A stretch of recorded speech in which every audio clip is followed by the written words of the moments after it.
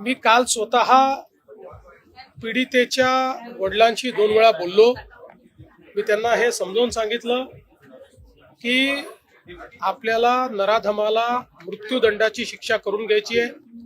त्याकरता वेळेत चार्जशीट दाखल होणं आणि केस चालणं याकरता आम्ही माननीय हायकोर्टाच्या माध्यमातून सगळ्या गोष्टीला फास्ट ट्रॅकवर नेतो आहोत। रेकॉर्ड वेळेत काम करण्याचा आमचा या संदर्भातला प्रयत्न आहे। लोकशाहीमध्ये आपल्याला सगळ्यांनाच असं वाटतं की अशा नराधमाला भर चौकामध्ये फाशी दिली पाहिजे, पण ती लोकशाहीत करता येत नाही। लोकशाही कायद्याने चालते, पण कोणाला कायद्याचा दुरुपयोग करता येऊ नये या दृष्टीने कुठलाही लूपहोल न ठेवता या नराधमाला यमसदनी कसं पाठवायचं, त्याला मृत्यूदंडाची शिक्षा कशी होईल, अशा प्रकारचा संपूर्ण प्रयत्न हा राज्य शासनाच्या वतीनं त्या ठिकाणी केला जाईल। न्यायालयातनं हे प्रकरण वेगानं मार्गी लावलं जाईल।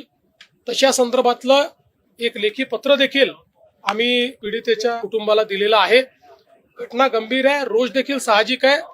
नागरिकांचा रोष असणं काही हे चुकीचं नाहीये।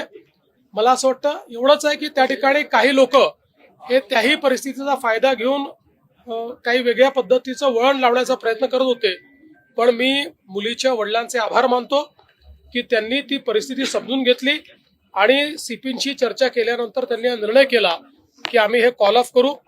दुर्दैवाने काही लोक त्यांनाही जाऊ देत नव्हते, त्यांनाही अडवायचा प्रयत्न करत होते। ते लोकही कोण आहेत हे लक्षात आलेलं आहे, पण ठीक आहे, आता त्याच्याबद्दल फार काही आपल्याला करायचं नाहीये। मात्र मुलीच्या वडिलांनी जो काही त्या ठिकाणी ती भूमिका घेतली त्याबद्दल आम्ही त्यांचे आभारी आहोत आणि या कुटुंबाच्या पाठीशी आम्ही शक्ती ताकदीने उभे राहू। प्रकरणातील जो आरोपी आहे त्याच्यावर 2019 मध्ये देखील एक गुन्हा दाखल झाला, मात्र पुराव्याअभावी त्याची म्हणूनच आता त्याचे जुने गुन्हे देखील काय आहेत हे शोधून काढले जातील। कोणी लॅप्सेस ठेवले होते का ते देखील बघितलं जाईल।